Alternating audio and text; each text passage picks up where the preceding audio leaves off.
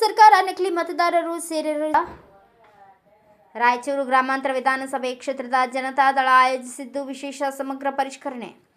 ರಾಯಚೂರು ನಗರದಲ್ಲಿ ಇಂದು ನೃಪತುಂಗ ಹೋಟೆಲ್ನಲ್ಲಿ BLA-2 ಕಾರ್ಯಾಗಾರ ಉದ್ಘಾಟಿಸಿ ಮಾತನಾಡಿದ ಜಿಲ್ಲಾಧ್ಯಕ್ಷ ಎಂ ವಿರೂಪಾಕ್ಷಿ ಅವರು ಮಾತನಾಡಿ, ಕಾಂಗ್ರೆಸ್ ಪಕ್ಷದ ಸರ್ಕಾರ ಸುಳ್ಳು ನಕಲಿ ಮತದಾರರನ್ನು ಸೇರಿಸುವಂತೆ BLOಗಳ ಒತ್ತಡ ಮಾಡುತ್ತಿದ್ದಾರೆ. ಈಗಾಗಲೇ ಅಂಗನವಾಡಿ ಕಾರ್ಯಕರ್ತರು SIR ಕೆಲಸ ಮಾಡುವುದಿಲ್ಲ ಹೇಳುತ್ತಿದ್ದಾರೆ. ಈ ಬಗ್ಗೆ ಚುನಾವಣೆ ಆಯೋಗ ಗಂಭೀರವಾಗಿ ಪರಿಗಣಿಸಬೇಕು.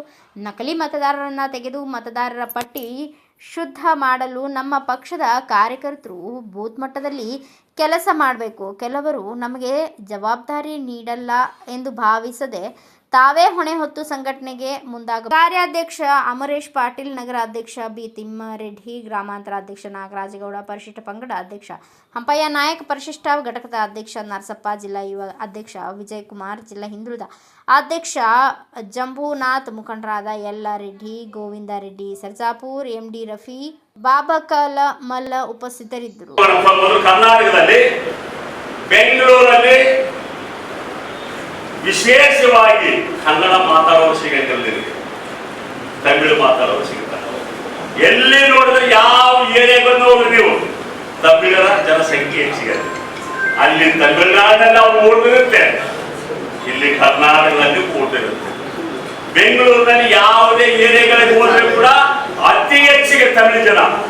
ಈಗ ತಮಿಳುನಾಡ ನಂತರ ಅತಿ ಹೆಚ್ಚಿಗೆ ತೆಲುಗು, ತೆಲಂಗಾಣದ ಜನ, ಆಂಧ್ರ ಪ್ರದೇಶದ ಜನ ಇವತ್ತು ಕರ್ನಾಟಕವನ್ನ ತಮ್ಮ ಹಿಡಿತದಲ್ಲಿ ಇಟ್ಕೊಳ್ಳಲಿಕ್ಕೆ ಬೆಂಗಳೂರಿನಿಂದ ಹಿಡ್ಕೊಂಡು ರಾಯಚೂರುವರೆಗೆ ಕೂಡ ಅವರು ಎಲ್ಲಾ ತಾಲೂಕುಗಳಲ್ಲಿ ಎಲ್ಲಾ ಜಿಲ್ಲೆಗಳಲ್ಲಿ ಬಂದು ಮತದಾರರ ಪಟ್ಟಿಯಲ್ಲಿ ಸೇರಿಕೊಂಡು ನಮ್ಮ ಲಾಭಗಳನ್ನ ತಗೊಂಡು ನಮ್ಮದಿಗೆ ಶೋಷಣೆ ಮಾಡ್ತಕ್ಕಂಥದ್ದು ನೋಡ್ತಾ ಇದೆ.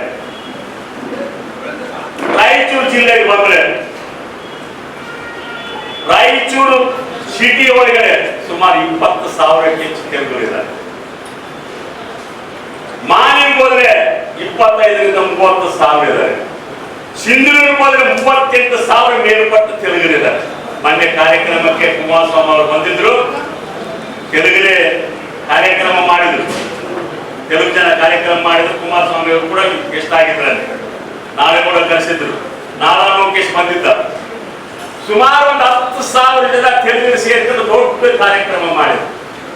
ಇದೇ ನಾವು ಅನ್ಕೊಂಡೆ, ನಾವು ಕರ್ನಾಟಕದಲ್ಲಿದ್ದೀವಿ, ಆಂಧ್ರದಲ್ಲಿದ್ದೀವಿ, ತೆಲಂಗಾಣದಲ್ಲಿದ್ದೀವಿ, ಇಷ್ಟು ಜನ ನಮ್ಮ ಕರ್ನಾಟಕದಲ್ಲಿ ಬಂದು ನಮ್ಮ ಮತದಾನವನ್ನು ಪಡೆದುಕೊಂಡು ಅವು ಇಷ್ಟು ಜನ ಗಂಗಾವತಿನಲ್ಲಿ ಅಂತಂದ್ರೆ ತೆಲುಗರ ಆಧಿಪತ್ಯ.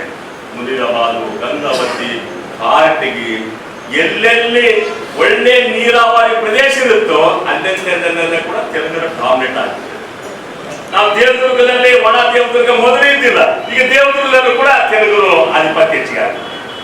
ದೇವದುರ್ಗದಲ್ಲೂ ಕೂಡ ಸುಮಾರು 15ರಿಂದ 20,000 ಜನ ದೇವದುರ್ಗದಲ್ಲಿ ಕೂಡ ತೆಲುಗರು.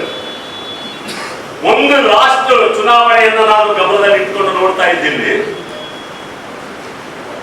ತೆಲಂಗಾಣದಲ್ಲಿ ಚುನಾವಣೆ, ಆಂಧ್ರ ಪ್ರದೇಶ ಚುನಾವಣೆ, ಅಸೆಂಬ್ಲಿ ಚುನಾವಣೆ. ಬ್ಯೂರೋ ರಿಪೋರ್ಟ್ ಗಾರ್ಲದಿನ್ನಿ ವೀರನಗೌಡ, ಭಾರತ ವೈಭವ news, Raichur. Thanks for watching Read, Discuss and Debate with editor Dr. Yan Prashant Rao. Wanted reporters in print, digital and visual media for Bharat Vaibhav Daily Newspaper, BV News 5 Channel and BV Fast Web News from all the talukas of Karnataka, Goa and Maharashtra. If interested, send your resume to 9019229369.